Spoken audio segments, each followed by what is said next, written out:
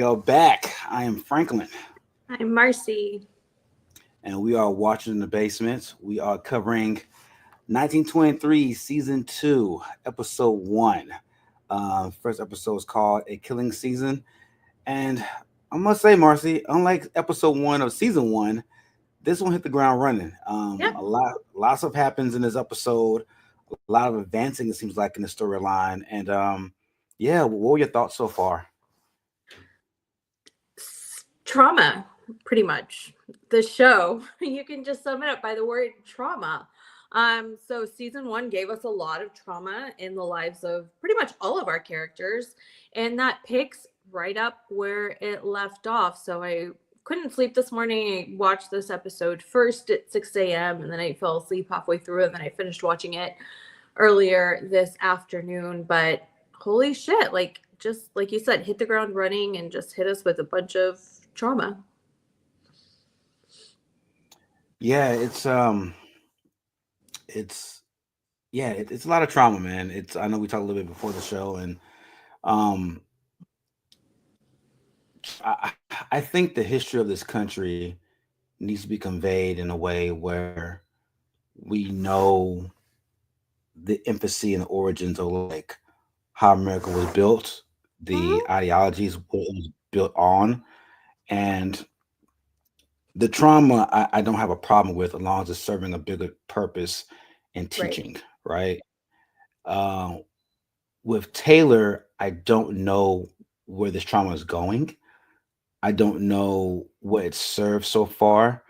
Right. Um, if his goal is to incite an emotion out of you, then he succeeded. Yeah. But if but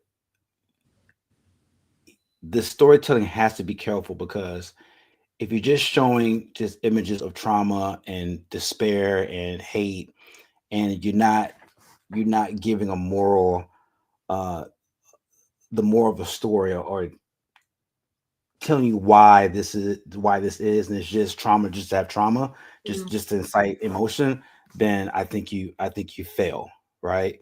And I think we won't know until the totality of the story is being told and like what it Mhm. ends up being. um but if you're somebody who's really inept in US history and like the MC of this country, and you see this, you're probably shocked. But if you're ignorant to the MC of this country and where things came from and like where things are headed, and you're watching this, I can see how people can be shocked, how people can be confused of like, oh my god, well my teachings, I didn't see this, I didn't see this side. This story is showing the other side of U.S. history for sure. True. It's showing a side that needs to be told, a Mhm. side that needs to be portrayed, because growing up in the Texas school education, we speak very little about the indigenous people in this country and what they went through. What are Um, you talking about? We learned that the white people moved to Texas and the natives were so friendly to them, and Texas means friendship and everybody lived in harmony. What are you talking about? We didn't learn the truth. right? And Squanto and his people, they Of broke bread with course. the Puritans and they traded and bartered. There was no problems, right? And yeah, it's watching it's very triggering to watch, and it's very tough to digest. But again, if Taylor is doing this to serve a purpose of storytelling of what the ugly side of this nation was built on, then I'm by all means, please show this side. But Hmm. there better be a payoff, and it better this better be from a standpoint perspective of like really conveying where this country came from. Because if you're just showing trauma just to show trauma just to get ratings, then I think as a storyteller you failed. But I Yeah. mean, only time will tell. But I will say this, man, for the story itself, for the story is at, there better be a payoff, bro. There Yeah. better be a payoff. I can't, like, bro, like they killed a child in this episode. I think they killed the child. I don't know, like, I'm assuming yes. yeah, I'm assuming that this child died. They killed off three Native American men on horseback right off the bat. And I'm saying this right now. Taylor, you are a white man. You are an affluent white man. There better be a payoff for these Native Americans Mhm. in this story. There better Yeah. be some morsel of victory, some morsel of happiness and triumph. Because what this motherfucker has shown through 10, 11 episodes has been despair, has been bondage, has been abuse. Uh, and I'm like, bro, there better be a payoff, goddamn it. Yeah, I agree. And I think this is something when we reviewed season one with Tristan, right? We talked about how important it is for everybody to know the history, right, of the Indigenous children that were sent to the schools and severely traumatized, and how many of them died and how terrible it was, right? Like, we definitely need to know that. That's part of our history. But we didn't know, like, it was a very fine line between showing us and like educating us on like all of the terrible things that happened, because you're right, we don't learn a lot of this stuff in history class, definitely not in K-12 history. Like, maybe when you go to university or just through your own research as an adult, you learn more and more about this. But some of the scenes in season one, we were like, is this too far? Especially like all the beatings that Tiana got, especially from the nun. Like, it was like, okay, it's very, very difficult to watch, just like the violence. And we also talked about how in a lot of Taylor shows, specifically 1923 Yellowstone as well, like violence against women is something that we are seeing a lot, right? It's Beth, right? Beth goes through a lot. Tiana goes through a lot. So didn't want it to seem just like gratuitous violence against women. But then I'm afraid we're going to see that again this season, because what was it, the second scene we see with what's his name, Whitfield, and his girlfriend, hired lover, I don't know what she is at this point, right there in the bath. We think they're just going to get freaky, and it's like, okay, whatever. But then he's like, do you want to go get our doll? And I'm like, okay, is this like some kind of like weird sex toy from the 1920s? Like, interesting, what is coming? And then we see that the doll is the other young lady that was there with them in season one. She's tied up in a closet in the dark, naked, cold, poor thing. And we kind of see how his girlfriend, I guess we'll call her his girlfriend, I don't remember her name, redheaded, curly haired chick. Right at first, when they were getting beaten in season one, they were both just kind of like really afraid until he made her hit and, kind of mistreat and abuse the other one, right? Um, to then not get beat herself. And now we see her maybe like enjoy the traumatizing of the other woman there, maybe get some satisfaction out of her fear and knowing that she's going to be brutalized. So I think he might be just kind of showing how you become so desensitized to violence that you can go from a place of being afraid of it to then being the one doing that violence just to make sure that you are not getting victimized as well. So if that's what he's doing, then I think it's very interesting to do. Yeah, I, I may need an origin story of his upbringing. It's very it's Like you very said, orgy story, and I was like, wait, what? No, origin no story. Got it. origin Got it. story, not Yeah. not orgy, no origin story because his he might be the most vile villain on TV today. I watch a lot of shows, and there's not. I haven't really seen anybody like Donald Whitfield. The closest thing I've seen to Donald Whitfield on TV might be Joffrey. And Joffrey, Okay. I feel like Joffrey, if Joffrey from Game of Thrones was a full grown adult, he'll probably be a Donald Whitfield. Mm, Like there's a scene in Game of Thrones where Joffrey is he he's making one of the prostitutes beat the other prostitute with a belt, yeah. and then he kills both of them later on. So it's he's he's an interesting character because he lives he lives by a code, and the code is survival of the fittest by any means necessary.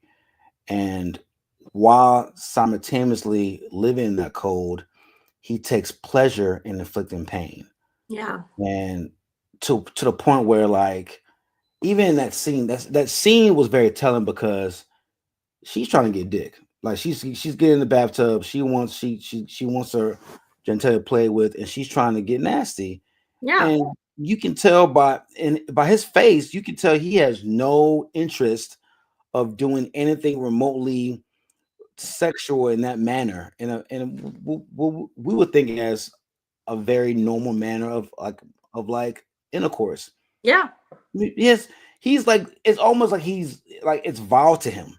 Like when Yeah. she places her hand down her vagina, it's like it's vile to him. It's like, better yet, let's do this instead. Like it's like Yeah. it's he's the true definition of a masochist.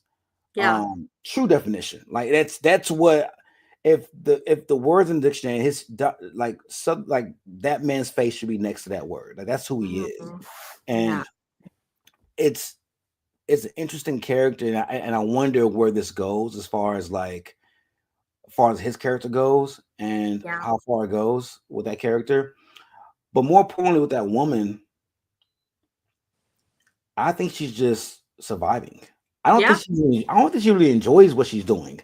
I think that scene last year where they're beating each other, and I can't remember, was she the one that got beat at first, or she's the one, or was she the one like did beating the second time? Because I know they rotated, they switched Yeah. places. I can't remember which I one she was with.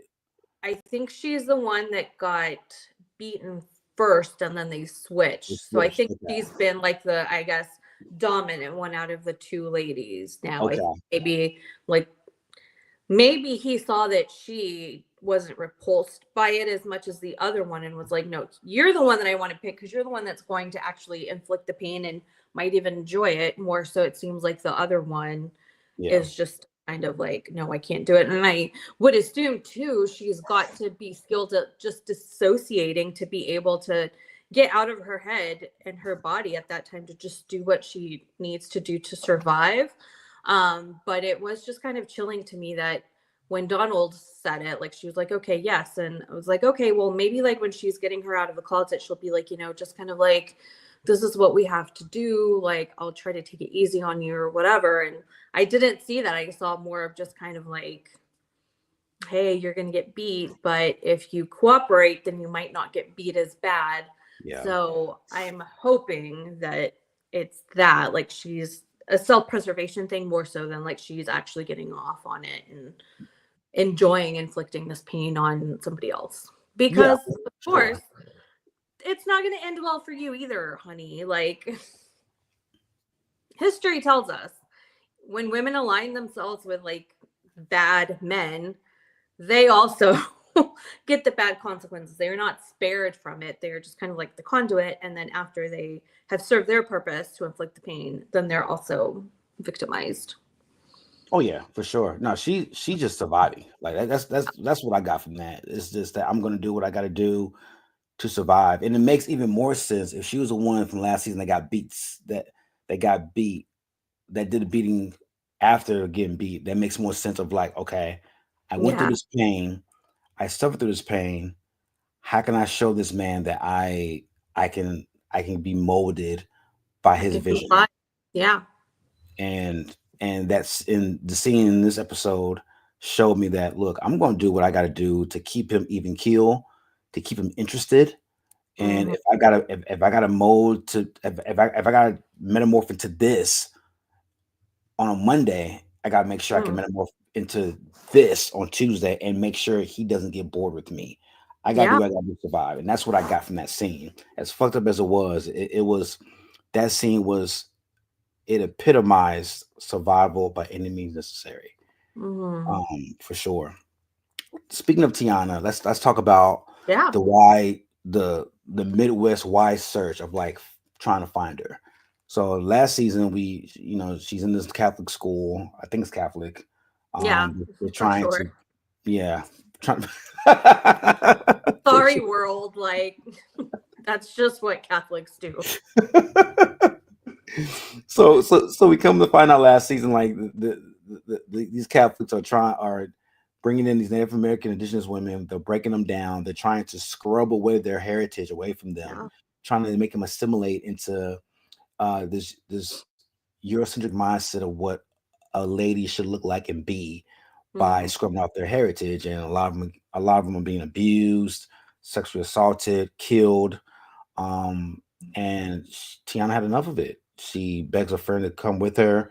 The friend doesn't want to come. She makes her own way. She kills off one of the nuns and she Mhm. escapes. And that's where her story begins on the run. Her father finds her, saves her from assailants who was trying to bring her back, and they've been on the run. I want to pivot real quick because the guy, her love interest, who Pete Pinty Clouds, I believe is his name. Yeah. Um, there was an actor that played this actor last season. Um, Cole Brings played Plenty, and he died in 2024. Mhm. So this is a new actor, Jeremy Garner playing this love interest. So condolences to Mr. Brings' family, and they did a beautiful memoriam before the episode started. So just want to say that real quick. But yeah, so she's reunited with her father, and her love interest, and while they're together, Father Renaud and Marsha Kent are surveying all throughout the Midwest trying to find her. Mhm. And there's a scene where Father Renaud and Marsha Kent reach an Oklahoma reservation. So that shows me how much ground that Tiona and Yeah. her father have covered. Like they've left Montana and like are past Oklahoma. Like All the we way come to find south. out, yeah, they're like in Texas now. So this scene, they didn't waste no time showing trauma in this scene here Nope. too. Renaud and Kent reaches Oklahoma reservation. They approach I guess the head Native Americans of this reservation. They killed the three men, and they start demanding, "Have you seen the 16-year-old? We're trying to find this woman." And the ladies of the reservation um, plead to them like, "We don't know who you're talking about. We're just trying to live here peacefully." Marcy, talk about that scene, man, and like what were your first thoughts of everything you saw play out in that scene? Difficult to watch for sure, especially because it was true, right? They weren't hiding her, they weren't protecting her. We have no reason to believe that they did know who she was or where she'd gone or anything like that. But again, right, they don't take their word for it. They kill the men, then they terrorize them further by, getting one of the elder women and, saying, we're going to shoot her if you don't tell us. Obviously, again, they don't have anything to tell, but instead of being like, okay, that's it, we think that that's what they're going to do when they just kind of like throw the old lady back. They kind of get the child, and then the child is stomped by one of their horses, and that was difficult to watch. I, again, it walks the fine line of we need to know like all the atrocities, but it's still very, very difficult to watch. And I would also think it would be very difficult to watch for like descendants of like the Native Americans today and the indigenous folks, right? Like, how do you kind of again walk that line of wanting to make sure that your ancestors' stories are told without it being just way too gratuitous or just going to inflict lasting trauma on you that you already have in your DNA from everything that your ancestors went through. Um, so yeah, that was difficult to watch. But then we do later on see Tiana with Pete.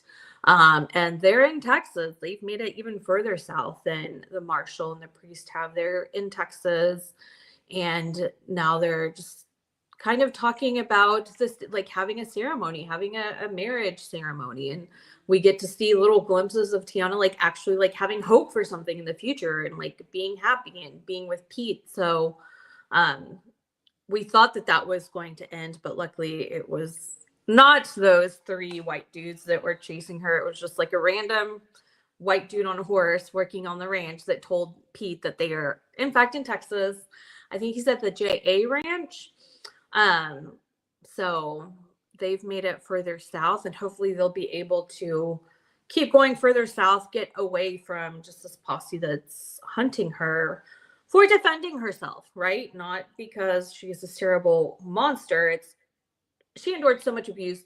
She needed to defend herself, but now she has to get punished, I guess, in the eyes of the law.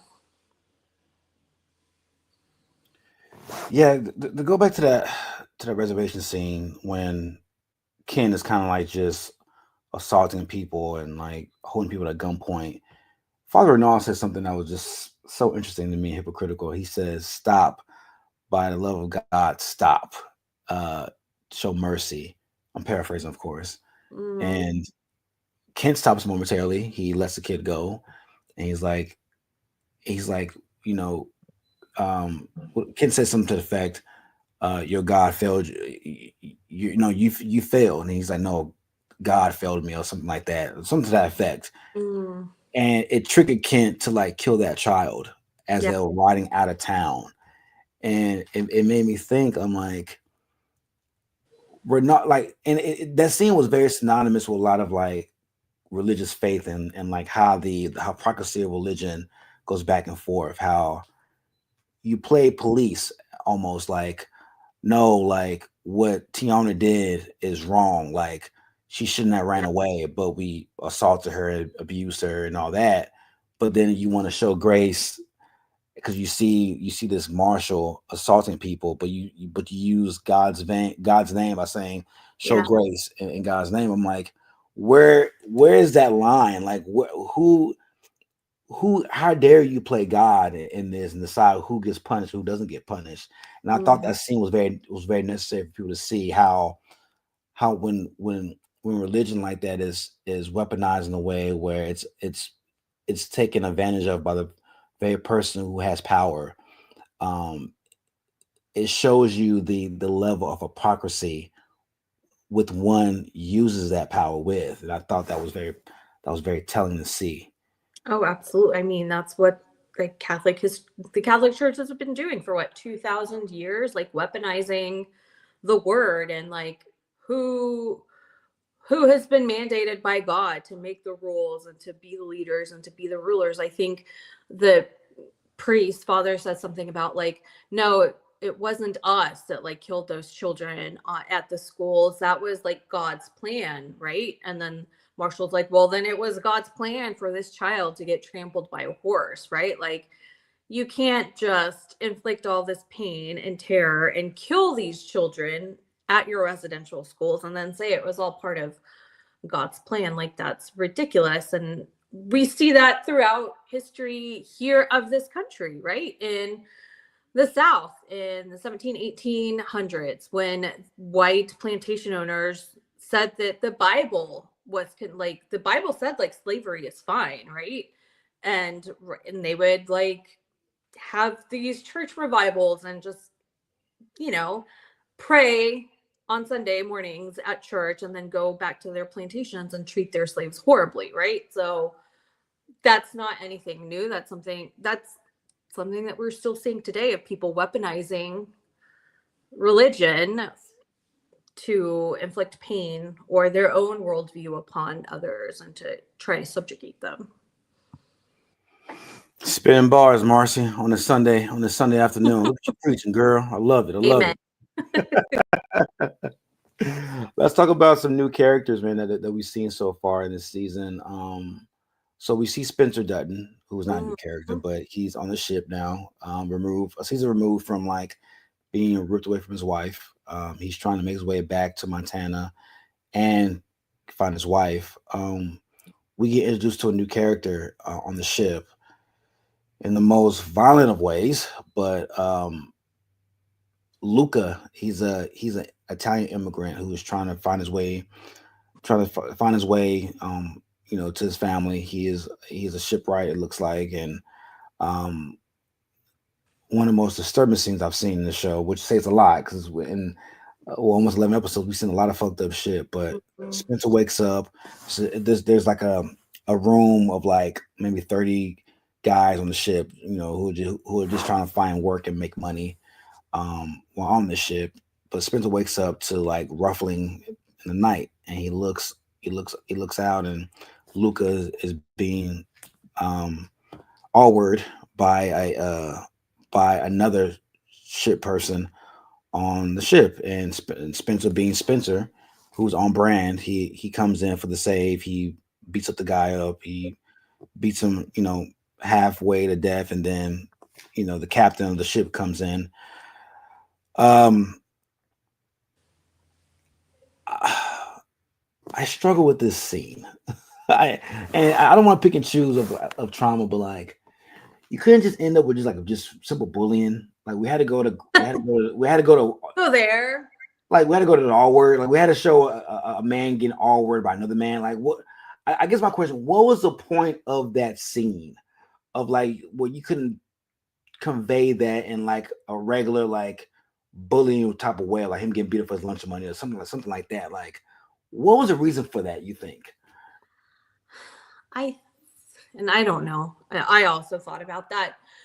Maybe it was to show just how desperate the man was, and then, you know, we'll get to this later on, but the fight club that then he and Spencer, I guess, kind of start or partake in, right? Like, Yeah. Spencer understands how dire it is, not only for himself to get the money he needs to go back home and meet up with Alexandra, but also for this Italian man to get out of whatever hardship he's facing, make enough money so he can get off the ship, meet up with his brothers in Galveston, and then have a better life. So, yeah, I definitely surprised me. I didn't think like we were gonna go there. Yeah. Definitely. But I was also just Spencer's empathy there is something that was important to see, because you see him be empathetic throughout the show, right? Like sticking up for others. And then Yeah. I wondered, though, if this had really happened in the 1920s, would it have been different, or would Luca also have been shot? Because it's like, yeah, like somebody was doing something terrible to you, but ooh, like you got sexually assaulted by this man, like now you're also like, ugh, like we don't want anything to do with Yeah. you. Like, would he have also been killed or ostracized or whatever? So that's something I thought about. It was like, oh, I wonder how much of it is colored by like our modern sensitivities rather than how it might have actually happened back in the day. Just there's so much stigma around just kind of like that in general, male on male, but even more so, I guess, in the 1920s, how that would have been perceived. I guess what I found so shocking about that scene was this was not prison. Like, I Yeah. understand, like in prison, like it becomes very animalistic at times, Mhm. very, dark. These are men just trying to make a living, trying to make money, whether it's throwing coal into the engine to make the ship go, or like cleaning up parts of the ship, like just trying to make money every day. Mm. And for Luca to tell Spencer that, when Spencer asked him how long this been going on, he said since they left, pretty much since they left Doc, and Yeah. like every night this is going on, and nobody's Nobody, awake to like stop right? this. Nobody gets up from hearing like the struggles at night to be like, hey, what the fuck you doing, and like stop it. Like, it took Spencer, who just so happened to be on this ship, to see what was going on and to be like, this is not right. Let me fuck this guy up for doing what he was doing. Like Mm. that what I found more shocking, and more as shocking, if not more shocking, than what actually was going on, for nobody to like stop it, and like people to be sleeping soundly at night. And what didn't make any sense was like, one, well, I won't say it didn't make any sense, but like after the captain shoots the guy who committed the crime, he and there's blood on the pool there's a pool of blood on the floor. He tells Spencer, Yeah. "Hey, I'm going to turn the lights off, and I want you to clean so people can sleep." But you don't think people were sound sleeping when this guy's getting rammed in the middle of the night. Like, I didn't, at that part I didn't understand. That part didn't make any sense to me. Well, either they were very, very tired and sound asleep, or it's not happening to me, so it's not Yeah, my business. I'm not gonna like draw attention to myself, because then what if he like comes after me yeah, again? We see this now where groups are marginalized and other people are just kind of like, oh, I don't see anything. yeah. Yeah. Yeah. And to further that, so they have the conversation. So Luca, again, he is distraught after. I mean, he's just a man that's being beat down. Yeah. Like, he has nothing left to give in life. He wants to give up. And one of my favorite scenes of this episode is the conversation between Luca and Spencer as Luca is on the edge of the ship trying to think about ending it all. And Spencer's like, man, yeah, you could, but your body won't let you die. If Yeah. you decide to jump in this water, you'll tread water for a while and then you'll float, and then a shark will get you, or a high tide might get you the next day. But um, that's not how you. That's that you're not defined by what you went through. You're defined by how you respond. It's Mm. pretty much what Spencer said. And I loved it because, again, I keep saying this, but I love how the show does stay on brand with Yeah. character arcs and the fabric of every character. And Spencer is one of those guys, man. He fights for the little guy, and then he is a guy that does not take kindly to bullying. He's a guy that does not take kindly to disrespect, whether it's towards him or the people that he loves or cares about or fights for. And I love that scene because Luca was at the end of it, was at his wit's end. He wanted to end it all. And and Spencer's like, "Do you have a mother? Do you have a mother?" And he's like, "Yes." Mm. Does your mother love you? Of course, my mother loves me. Do you think your mother would, be cool with you in it at all? And I think it gave Luca a new lease on life because when Luca's like, "Look, man, when you get to Galveston, look for my family. They'll pay you for saving my life." And he's like, "Well, what point of me is to collect money if you ended on kill yourself?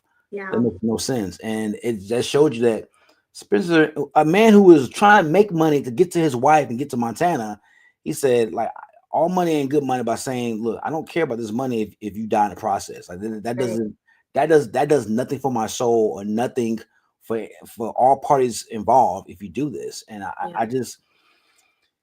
I loved it because it gave Spencer like the speaking form to like really convey who he is and like really Mhm. show like the kind of person he is. And like with Spencer, I think we're more impressed by his feats. And I Yeah. think that scene gave him more of a speaking role of like showing his intelligence, if that makes sense. Yeah. No, I also like that. And it's true, right? Like your brain, part of your brain might be telling you that this is what you want, but then your body's survival instincts kick in, which is a theme that we've seen throughout 1923. Tiona's survival instincts, like fueling her, Spencer's survival instincts.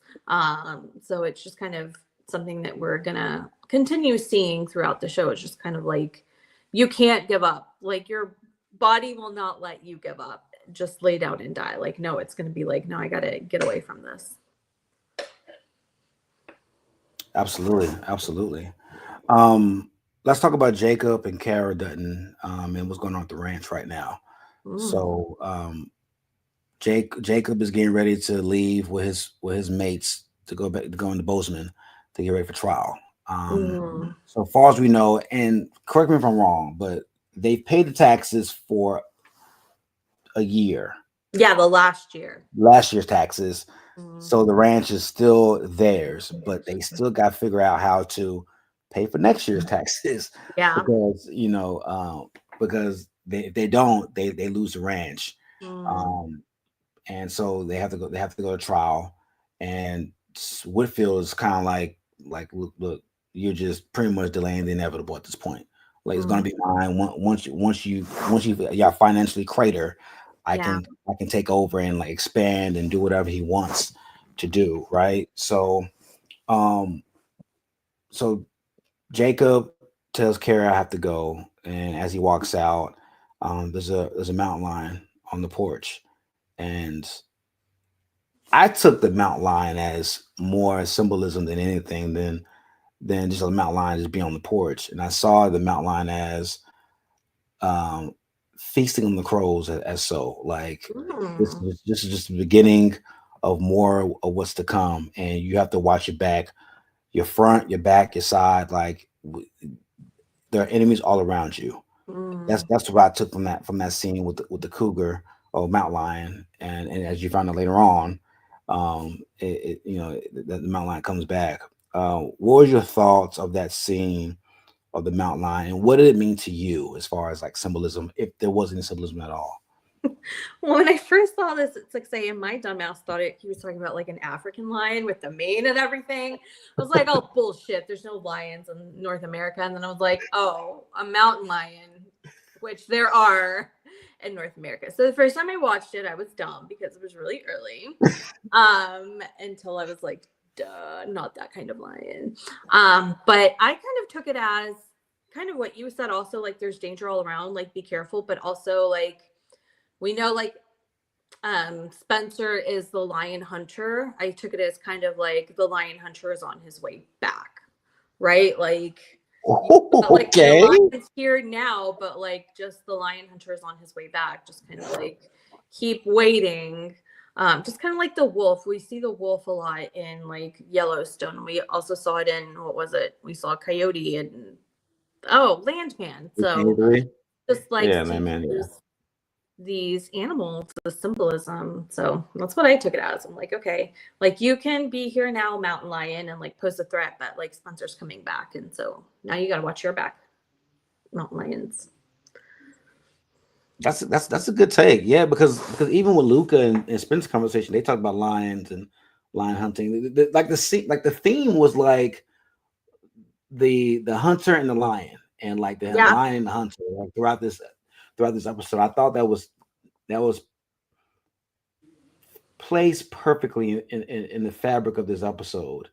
And I just hope for myself, I just hope that we don't get another 7 or 8 episodes of Spencer trying to get to Montana. I don't. I hope they wrap that storyline up of him getting there.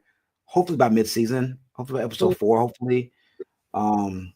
Listen, if season 2 is all about him trying to get back to Montana, still, I will be so fucking pissed because it's like, me dude, too. that was all of season 1 is he's traipsing through Africa and then Europe, and now season 2 he's gonna like be going through the US to get back home, and he gets back home at the end of the season. No, he better hurry up. And I had a wondering, I wonder if Alex will get to Montana before he does. Because she's going to arrive in New York and then take a train. He has to go all the way to Galveston and then again, like maybe take a train, maybe like do a wagon. We don't know like what his plan will be at this point. So yeah, I'm wondering if she'll get there first and then they'll be like, who are you? What are you doing here? What do you mean you're Spencer's wife and you're pregnant? What is happening? That's a good point because Spencer hasn't wrote back yet. He's just been receiving letters. He hasn't wrote back from what we know on screen. Right. He hasn't wrote back. So you're right. I mean, as far as Kara knows, he's still in Africa. Yeah, exactly. You know, so that's a good point. I didn't think about that. Yeah, that's a really, really good point. And with Spencer, you know, now it looks like he's made enough money to get a train and like find passes to Montana. Again, I know this is not 23 to make $400 beating up 2 dudes is pretty impressive. That's quick money. That is some very quick, efficient money. It probably took him months to make that money, you know, as a shipwright, as opposed to 20 minutes of beating two people's asses to make that money. So yeah, I didn't think about that. That could happen. You could get Alexandra there in Montana before Spencer ever gets there, which, yeah, man.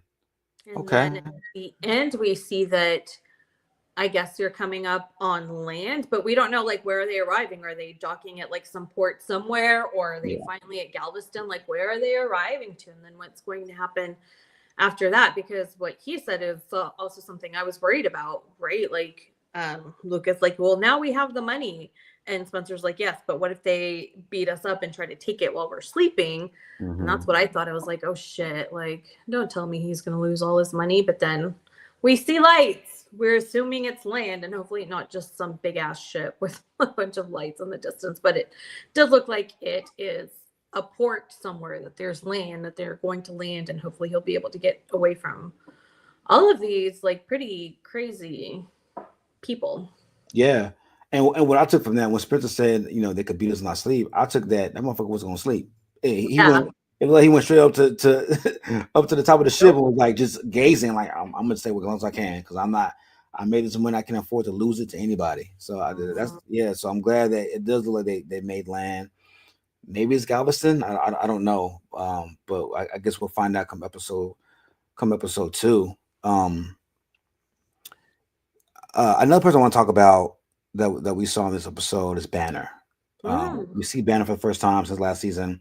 Um, Banner understands the devil that he's working for or working Yep. with. He tells his wife that his son's trying to come with him to Bozeman. He's like, "Look, man, look, you can't stay with your mom. Like, I'll take care of this." And his wife, it looks like his wife's been in the dark for the most part about like what's going on. Like, she Mhm. still has questions about like who's this guy you're working for, like how we make this money, like what. And Banner's pretty much telling him like, "Look, we have a chance to get land, and we have a chance to give our son a future." Mhm. But her concerns is that he's working with the devil, and he's like, "Look, if I have to work with the devil to ensure my son's future, then I would do that." Um, I've kind of come around on Banner.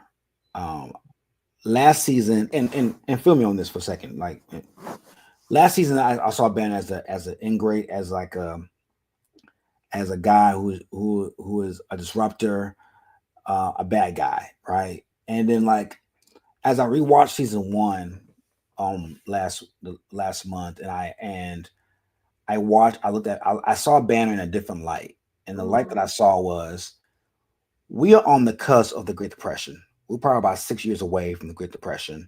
Prohibition, all of this. These motherfuckers are just trying to survive. They're just trying to survive. Like, and I'm not saying Banner's right for what he did, like stealing, like having his his lambs or his goats graze on another man's land.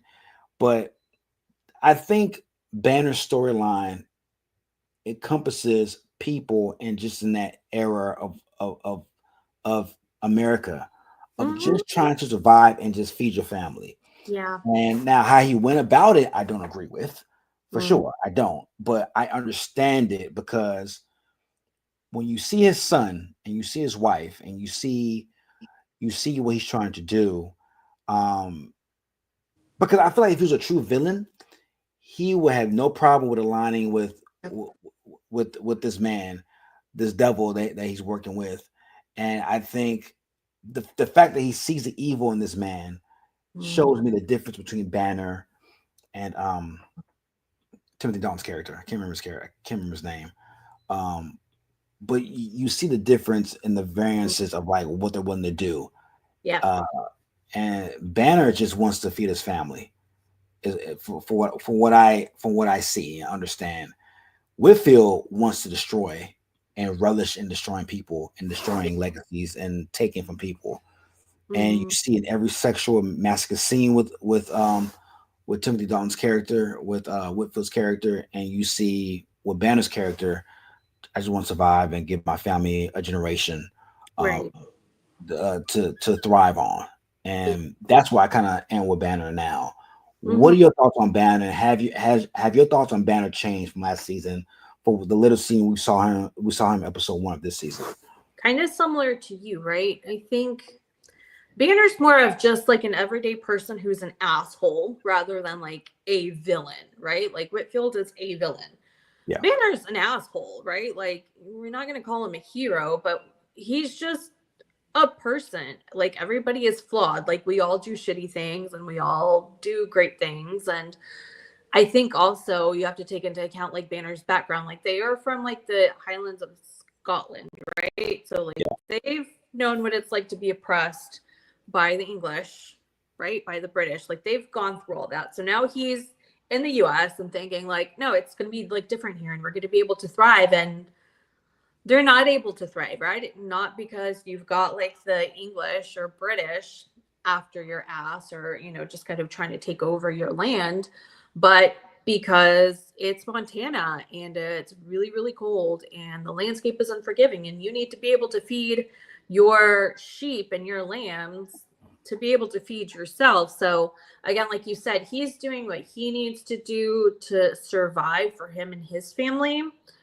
not so much because he just wants to like fuck up John Dutton and his family and like take over their ranch, right? Like you said, he's doing this out of survival rather than getting some kind of getting off on it. Absolutely, absolutely. I think this season we may get a team up eventually. Mm. Between I think Banner and the Duttons. I think because one thing about one thing about Timothy Dalton's character, I feel like he's a user, and he'll use you up till he feels like you're no longer of use to him. I think Mm. Banner is going to be one of those people that he uses because everybody's a chess piece to him, right? Like Yeah. everybody's a chess piece on the board.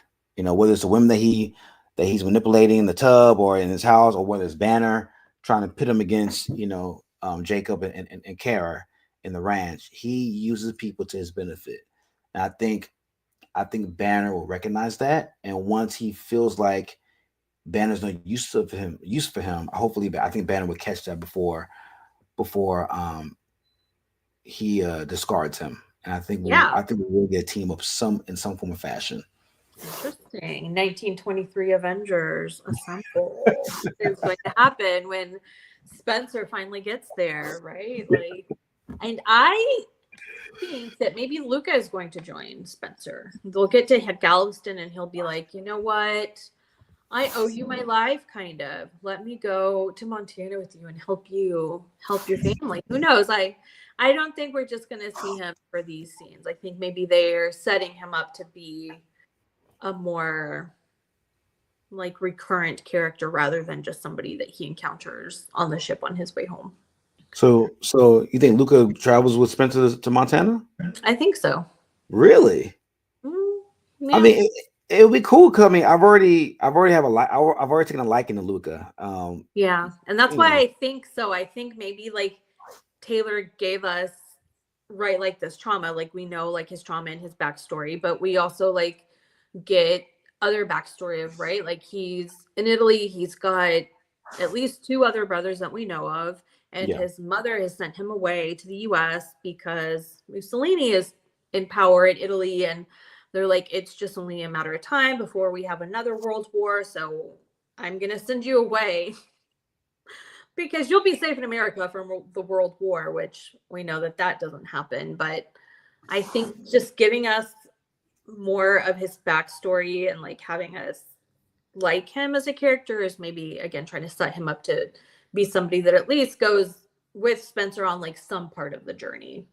Maybe not all the way to Montana, but like again, like it's like, hey, I want to be like your ride or die because you definitely helped me out of a really bad situation. it's crazy. Like the history lessons that we get throughout this season. Like you forget, we're in an era of Joseph Stalin in Russia, Mussolini in Italy, and then Mm-hmm. an up and coming Adolf Hitler in Germany.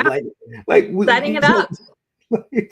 you're getting so many like world-renowned historical villains in this time period, and then even more like proximity-wise, like with prohibition coming up, the mob in Chicago, Yeah. right? Like it's in the mob in New York. Like it's so much going on in this time period that you forget almost. On top of the genocide of the Native Americans, like it's just what a time, what a time. What a time to be alive. My Just God, like this time. What a time to be alive. We are living in history. Um, right? yeah, so I like that Taylor called that out. And I like it because I think some people that need to know some of that stuff might be watching Taylor shows. And I think it's going to be very important for them to learn these lessons because history is just a cycle that repeats itself. Absolutely, And we might be at that same point in the cycle right now. So it's important for absolutely. more people to learn that and just to kind of remember what happens when the bad guys win. Yeah, yeah. I couldn't say it better myself. One thing I want to mention too. There's a conversation between Jacob and Sheriff McDowell, played by Robert Patrick, and they talk about Zane. So, Mm, last season Zane he gets hemmed up by the marshals, and law enforcement because again, it's during that time it was illegal to marry people outside of your race. And he's married to, I believe, an Asian woman. And he has, Asian uh, American kids. And for what McDowell said, he is in a bad place right now. He is away from his family. His wife is in jail, and a big part of it was because she doesn't want to divulge who married them. Right. And again, it goes, it just goes back to the chess pieces and the chessboard. Like um, Don Whitfield is he's doing a magnificent job of pretty much picking um, people off, Jacob's crew and taking pieces off the chessboard for Jacob. Mhm. And I don't know if we see Zane again. I'm hoping we do, but his wife's a trooper, man. She's an OG. I mean, not snitching, not wanting to get anybody else in trouble. It's fucked up, and you can see how frustrated Jacob is because it's like he's one of my right hand men, and I can't Yeah. get to him. And it seemed like McDowell. It looks like it's above McDowell's pay grade too, because like McDowell's a sheriff, but like it looks like this is like government shit. Like this is like at this time a Hmm. federal law like you can like that's been broken. So do you think we see Zane again? And do you think Jacob gets him back on his crew? I think we will see him again. He's on the credits, so I think we'll at least see him again. I hope that he does get out of jail, that he's able to be with his family, and then it's not just more trauma being inflicted on Yeah. people. But yeah, right? Like laws against being married to Asians. There's a lot of Asian hate at this time in history. So obviously that was a law. Um, and then the sheriff and Jacob say something to the effect of like the judge that's going to be presiding is married to a Native American woman. So apparently like he was able to be married to her, but Zane wasn't able to be married to an Asian American woman. So again, that's where they said like it's hypocritical that we have this law that prohibits like the races marrying, but like you can be married to another race and that's fine. Just calling out the bullshit and hypocrisy and all of a lot of these stupid laws that were in effect, starting with prohibition. But I hope we'll get more of like the speakeasy scenes. I hope so too. I Jacob think and Kieran to speakeasy. I would love to see that. I do too. I do too. And shout out to the invention of the telephone in this episode. Like Yes, that's yeah. another great historical fabric that was implemented in this episode. You have any other thoughts of this episode that you want to mention? Just kind of Kara having a badass moment shooting that mountain lion that was going Yeah, to yeah, probably attack Elizabeth. So way to go, Kara. And we just kind of have little sweet moments between her and Jacob. And she's like, hey, our neighbors have a telephone at their house. Like we should yeah. have a telephone at our house so that you can call me and I don't have to worry about you. And then again, we see Jacob seeing that phone booth and being like, yeah, there's somebody I need to call. So hopefully they'll get a phone in their lodge because come on, man, it's 1923 on Little House on the Prairie. They had it in like 1880. So you're behind Little House on the Prairie. Come on, what are you doing, Jacob? I will say this. I'm not married. I don't know anything about marriage at all, but I do like how, especially in this time or in that time, how Jacob really is inclusive to Kara's thoughts, how Yeah. he includes her on things. It's not an autonomous situation where it's like I'm the man and I lay on the law. Like he really seeks for refuge and advice with her, and he includes her on everything, and he's very upfront with everything that's going on. It's like I don't know much about marriage. I don't know all of that, but I love how their marriage is set up, and they're old as fuck, right? And like, Yeah. and you see the love, and you see the admiration that Jacob has for his wife, and it's one of the more refreshing things of this season of this series. Out of all the dark shit that we watch and see, how that man really, really cherishes his wife, and he'll go through hell and high water to make sure that she's safe and like and just the respect that he has for her, man. I think it's very refreshing.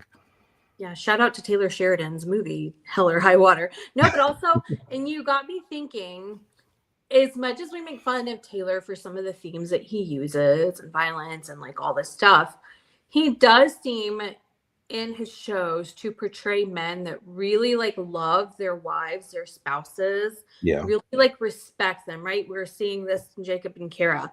We see it in Landman, not so much with Tommy. I mean, yeah, and Angela, like, right, he loves her, but they have like their own banter. But oh, I forgot the name, the kid's name. Cooper. Cooper, thank you. Yeah. Cooper and Ariana, like he Yeah. seems like very like respect her very much. We see it in Yellowstone, right? Like Beth and Rip, like Yeah. they're crazy, but Rip is all about Beth and she's all about Rip. So with all the toxicity that's in his shows, I think he also shows like men and women that really like ride or die for like their spouse. So shout out to you, Taylor, for that, I guess. Absolutely. Nah, I couldn't agree more. I will give credit to Taylor in that form and fashion for sure. I'm excited to have the show back, man. We waited 2 years. Yeah. We know how this story, the end of the story as far as the bloodline, how it ends, but to see this journey in this fabric of time, and to see how the Duttons survived and evolved, and even with the rainwater with Tiona and Yeah. her bloodline, how seeing this play out, it's been a joy to watch. I'm excited about this season coming up. I can't wait to see what's in store. And for those who are watching our podcast, we'll be covering episode 2 and 3 in 2 weeks. Mhm. We have Daredevil coming out, so that's going to really be the forefront of our focus over the next month or so. But we will do episodes every other week to cover 2 episodes at a time, leading up to the finale. So stay with us. Our schedule is going to be a little bit crazy coming up pretty soon with all shows that we're going to be covering, but we are blessed that the people who are watching this and who are following us, thank you so much. Please continue to watch. Please continue to subscribe to our channel. Like I said, we have Daredevil coming up next month. Last of Us coming in April. Oh man, Last of Us as well. I forgot about Last of Us. A couple movies are coming out. I know. Justin and Brittany did a Captain America 4 review, a couple days ago. So go back and watch that as well. And yeah, man, keep following us, man. Subscribe to our channel on YouTube, Spotify, a bunch of other platforms as well. So for myself, for Marcy, this is episode 1 of 1923 season 2. We look forward to seeing you guys in a couple weeks. So thank y'all again, man.